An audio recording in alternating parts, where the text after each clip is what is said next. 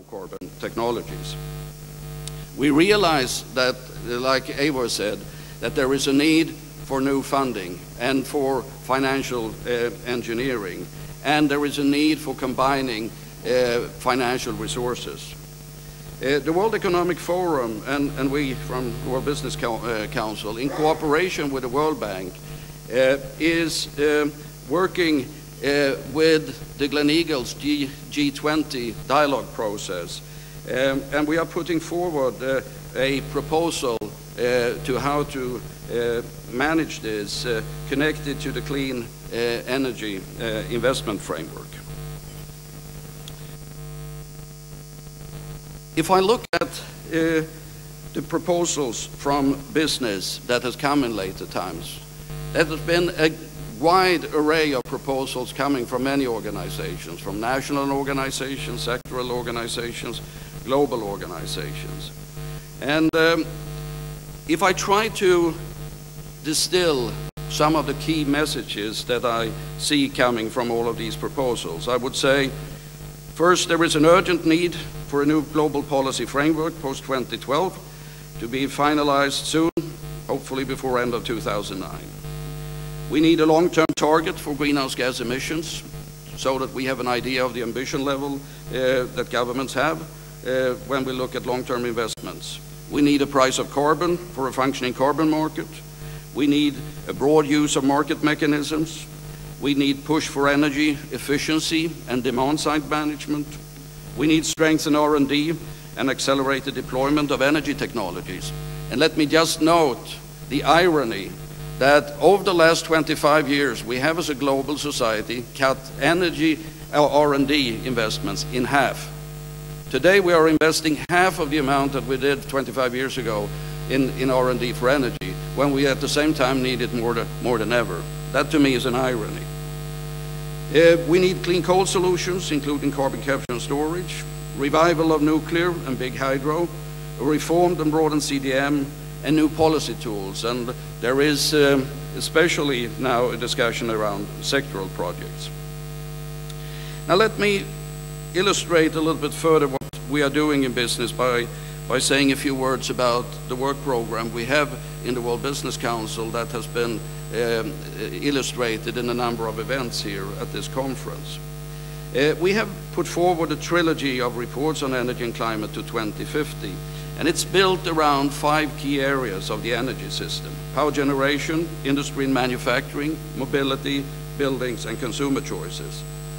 And we have in the last of these trilogies, the policy direction to 2050, outlined an international framework which is built on national approaches, bottom up. And we have a new report here at the COP that we are presenting this week that gives a model for how do you link these national approaches to a functioning global market.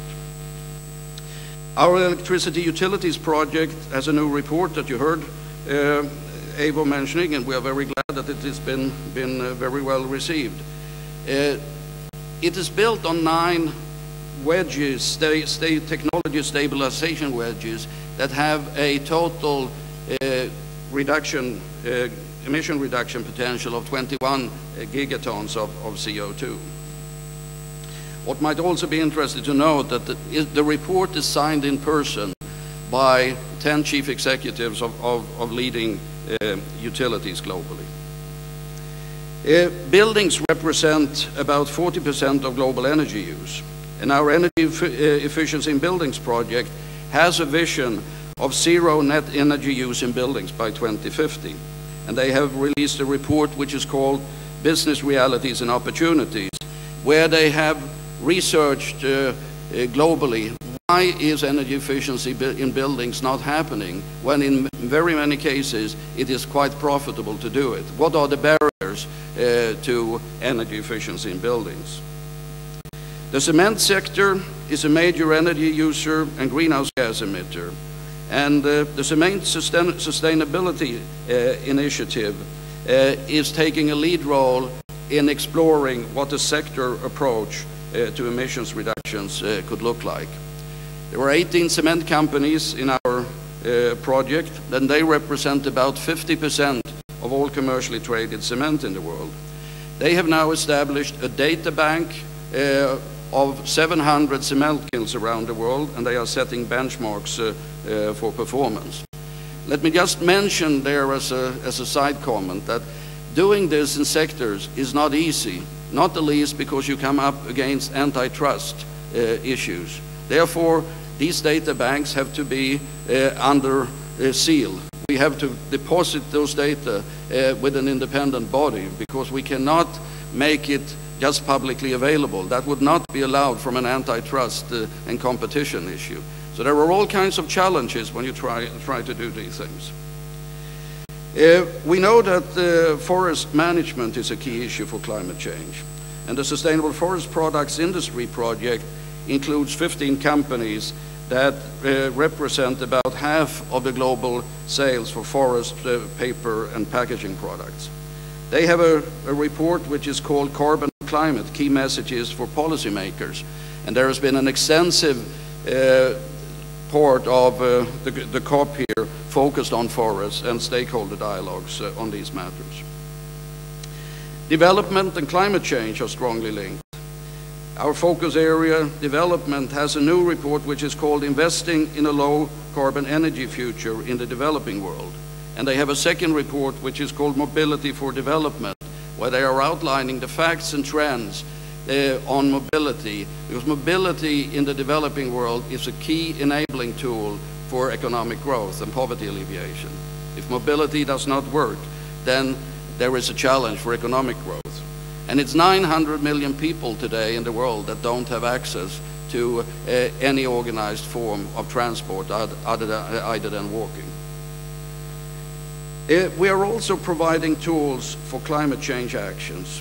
The greenhouse gas protocol that we have developed together with the World Resources Institute has launched a report here last week called Measuring to Manage, a guide to designing programs for greenhouse gas accounting and reporting. And on the website for WRI or us, you can find a variety of tools and guidance documents for how to account and report on greenhouse gases broadly or in special projects and sectors. And what is important also is that we have greenhouse gas pilot projects in 4 countries today, in Mexico, in Philippines, in Brazil, and China, in cooperation between WRI and us as international partners, the local business community, and the national government. We are also trying to build knowledge and capacity of certain issues. There is a new issue brief on biofuels being presented here at the COP. So these are some examples of what we are trying to do as one organization, and there are many other organizations that are doing similar things. So the amount of knowledge and input coming from business is tremendous. One of the challenges we have from business is to pull it together and get it across in an organized way to governments and to help Evo and his colleagues to act upon it. And I hope that this business day will be a stimulus for us as well in the business community to get this coherent voice. I'm certainly looking forward to the interactions here during this day. I don't see this as the end of business days. I see this as the first in a long row of business days at COPs, and looking forward to make it even more substantive at future COPs. Business cannot succeed in a society that fails. We stated that in one of our reports 6 years ago. We want thriving societies that are good places for doing business. The World Business Council and its members represent a market value on the stock exchanges of $7 trillion. And our members reach out to half of the world's population every day with a product or a service, which gives our members a very strong responsibility for their impact on what is happening in the world. We are looking forward to working with governments, working with Evo and his colleagues, and support governments to come to a new framework on climate change.